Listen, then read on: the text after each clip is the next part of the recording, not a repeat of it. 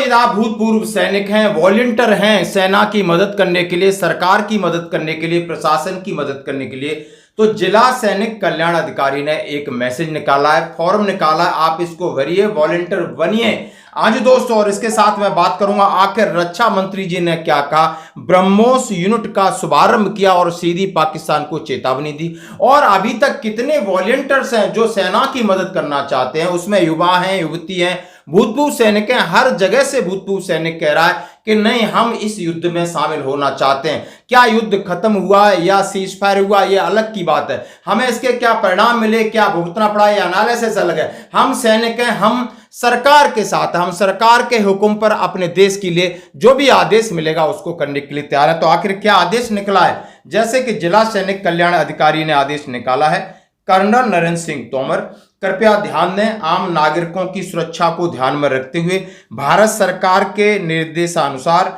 मध्य प्रदेश सरकार द्वारा हर जिले में सिविल डिफेंस वॉलंटियर का चयन किया जाना है।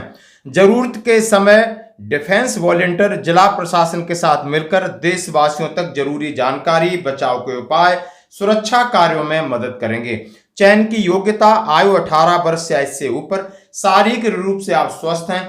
चयन की प्रक्रिया, भूतपूर्व सैनिकों को प्राथमिकता के आधार पर पहले चयन किया जाएगा। जिला प्रशासन स्वयं ही निम्न प्रक्रिया पूरी कराएगा। मेडिकल एग्जामिनेशन होगी, पुलिस वेरिफिकेशन होगी और संक्षिप्त इंटरव्यू होगा। यानी आप फॉर्म भरेंगे, उसके ऊपर आपका फिजिकल फिटनेस का टेस्ट, पुलिस वेरिफिकेशन यानी आपका रिकॉर्ड कैसा है, और आपसे इंटरव्यू लिया जाएगा। क्या आप एनसीसी में रहे हैं, भूतपूर्व सैनिक हैं। चयन की प्रक्रिया जिला प्रशासन द्वारा सहज पूरी की जाएगी। पूर्व सैनिकों को कहीं जाने की जरूरत नहीं है।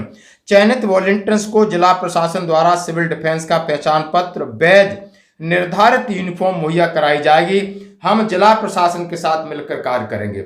आवेदन का फॉर्म संलग्न है और कृपया आप इसे भर करके जिला सैनिक में और राष्ट्र हित के लिए आगे आए, अपना सैन्य धर्म निभाएं। सभी पूर्व सैनिकों से निवेदन कर दिया है।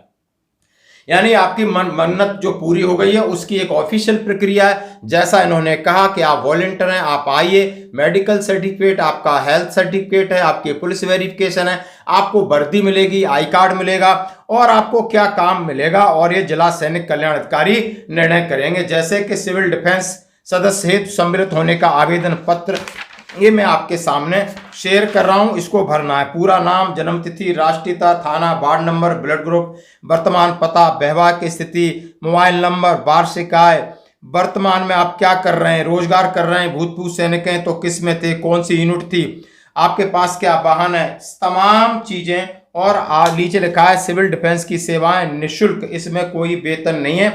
आवेदक के हस्ताक्षर। तो ये प्रक्रिया आपने सुन ली।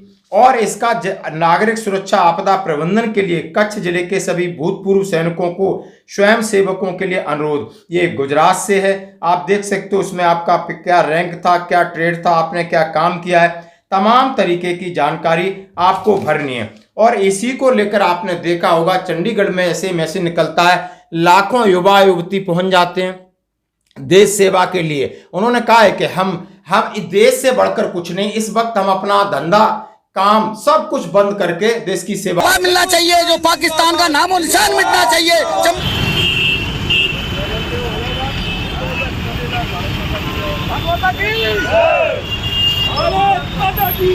और यही देश प्रेम है, यही देश की एकता है कि इस तरह विषम परिस्थिति में सब लोग एक दूसरे के साथ होकर हम अपने दुश्मनों से लड़ सकते हैं। और ये आपने एक बहुत बड़ा एग्जाम्पल सेट किया है। और इसी बीच में कुछ ऐसे बंदे हैं, ऐसे आपने देखा होगा कि एक टीटी जैसी आप देख सकते हो कि सैनिक रिकॉल करके जा रहे हैं और उनसे ये रिश्वत लेता है और कहता है कि कुछ नहीं होता, हम साइन कर देते हैं आपके टिकट, आप मुझे, और सबसे वसूली करता है। वहां जो लोग गए उनसे सीधी मेरी बात हुआ, 3 लोगों से बात हुआ। तीनों लोगों ने कहा कि वहां बहुत लोगों से सबसे 200 रुपए ले रहा था, किसी को कोई कुछ पेनल्टी या कुछ रसीद बना के नहीं दे रहा था और अपना जेब में रख करके काम कर रहा। ऐसे भी लोग हैं जिनके पास रोजगार है, तनख्वाह है, सब कुछ है, और ऐसे वक्त में भी, ऐसे नाजुक क्षण में भी ऐसे टीटी जिसका नाम दलजीत सिंह है, भले वो सस्पेंड हो गया। तो यानी ये था। अब इसके साथ दोस्तों इस लड़ाई में क्या हुआ, आगे क्या होने वाला है, ये आप समझ सकते हो कि हर पल पल चीजें बदल रही हैं। पाकिस्तान अपना प्रोपेगेंडा फैला रहा है, हिंदुस्तान कुछ और कह रहा है। और इस बार सबसे बड़ी बात रही एआई की, आर्टिफिशियल इंटेलिजेंस से सब जैसे एक दूसरे को किस कर रहे हैं ना, इसी तरीके से किस वाले वीडियो, बोल कोई और रहा है, बुलवा कोई और रहा है, चेहरा किसी का है, कोई कुछ कह रहा है। और इसी से लगभग पॉलिटिशियन ने लगभग अपनी जनताओं को अच्छे से बेवकूफ बनाया है। यानी पाकिस्तान में तो ना 100% जितनी फेक चल रहा है, और पाकिस्तान के लोग हैं और आराम से वो जीत का जश्न और लड्डू बांट रहे हैं। पता नहीं कौन सी जीत हो गई है, शायद उनकी जान बच गई, इस खुशी में वो लड्डू बांट रहे हैं। क्योंकि अब भारत की बात आती है यहां पर, अब राजनीति शुरू हो गई है। अब कांग्रेस पार्टी माननीय प्रधानमंत्री जी को घेर रही है, इंदिरा गांधी जी के वीडियो रिलीज कर रही है, तमाम तरीके की बातें कर रही हैं। ये लड़ाई है, ये कोई समोसा कचौड़ी नहीं है जो कोई इस तरह आप बात कर सकते हो। अभी वक्त नाजुक है, इन लोगों के अंदर इतना पेशेंस नहीं, इतने जिम्मेदार लोग हैं कि, और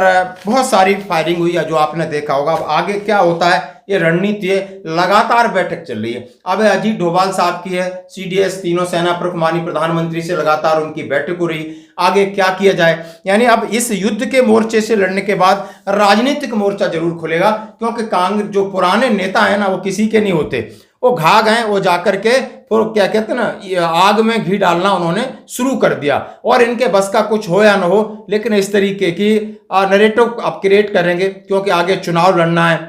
अभी बिहार में चुनाव है, फिर उत्तर प्रदेश में चुनाव है, तो अपना चुनावी मैदान ये तैयार करना इन्होंने सीधा शुरू कर दिया, पिच बनानी शुरू कर दी, कौन किसका विकेट लेगा ये इन्होंने तैयारी कर दी।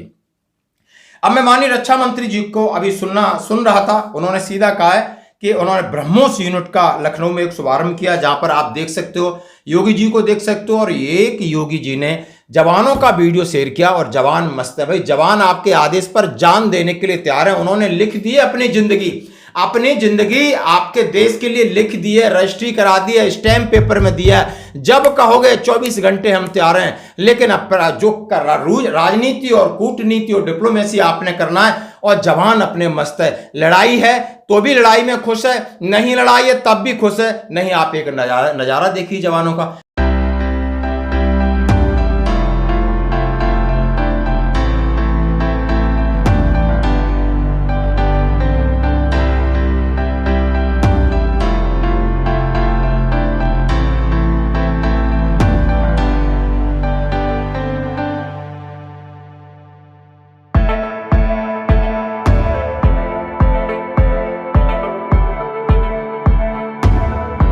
तो जवान तो जिंदा दिल है भाई, जिंदा दिल है, बिल्कुल जिंदा दिल है। उसको पता है हमने भाई कुछ भी हो सकता है, इस देश का तिरंगा नहीं झुकने देना है, हमारा कुछ भी हो जाए, लेकिन हमने अपने अंतिम सांस तक देश के लिए लड़ना है। ये उसका डेडिकेशन है, ये उसकी ताकत है, ये उसकी सोच है। अब इस सोच का फायदा राजनीतिक तौर पर लेने की कृपया कोशिश न करें। देश को देश रहने दें, सेना को सेना रहने दें, राजनीति को जरा अपनी रोटियां जो सेकते अलग रखिए।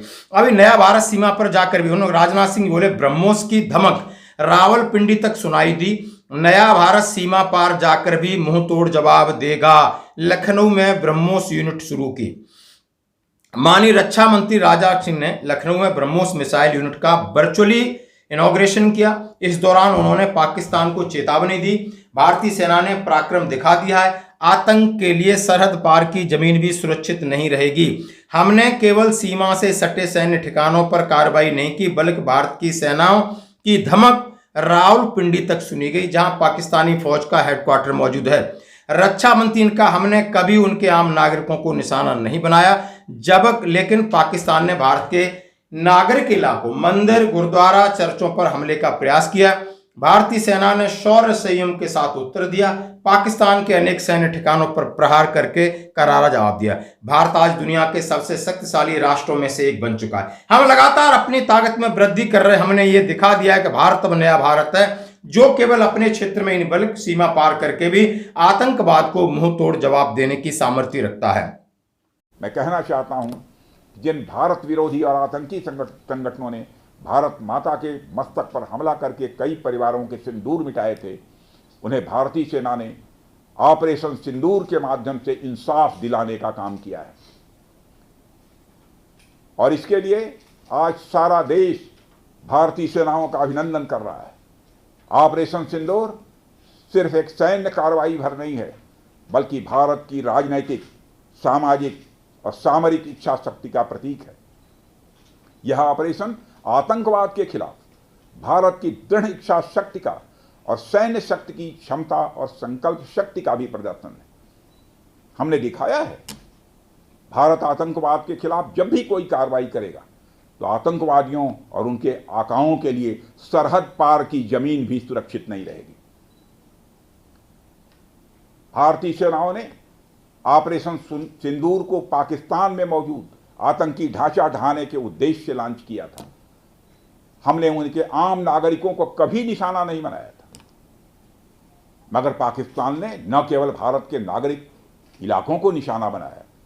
रक्षा मंत्री ने कहा भारत विरोधी आतंक संगठनों जो भारत माता के मस्तक पर हमला किया है उनके कई परिवारों को सिंदूर मिटाए थे। सेना ने ऑपरेशन सिंदूर के जरिए इंसाफ दिलाने का काम किया। यह ऑपरेशन भारत की दृढ़ इच्छा शक्ति को प्रदर्शित करता है। यह ऑपरेशन सिंदूर केवल सैन्य अभियान नहीं बल्कि भारत की राजनीति, सामाजिक और सामरिक इच्छा शक्ति का प्रतीक है। यह अभियान आतंकवाद के खिलाफ भारत की दृढ़ संकल्प शक्ति, सैन्य क्षमता और राजनीतिक पराक्रम का प्रमाण है। भारत ने दुनिया को यह भी दिखा दिया हुआ आतंकवाद को जड़ से खत्म करने के लिए प्रतिबद्ध है। पठानकोट हो, उड़ी हो, पुलवामा हो, ऑपरेशन सिंदूर जैसे अभियानों से साबित हो गया है कि भारत आतंकवाद को किसी भी कीमत पर बर्दाश्त नहीं करेगा। आतंकवाद के खिलाफ जीरो टॉलरेंस की नीति पर चलते हुए हमारे माननीय प्रधानमंत्री ने स्पष्ट कर दिया है कि मुंहतोड़ जवाब दिया जाएगा, जहां से भी हो उन्हें पनिश किया जाएगा। और दोस्तों, मिसाइल यूनिट के उद्घाटन पर सीएम योगी, दोनों डिप्टी सीएम थे। और ब्रह्मोस क्या है आप जानते हैं, आतंकवाद को पूरी तरह कुचलेंगे तभी समस्या का समाधान। तमाम ऐसी बातें हुई माननीय रक्षा मंत्री जी को आप सुन सकते हैं।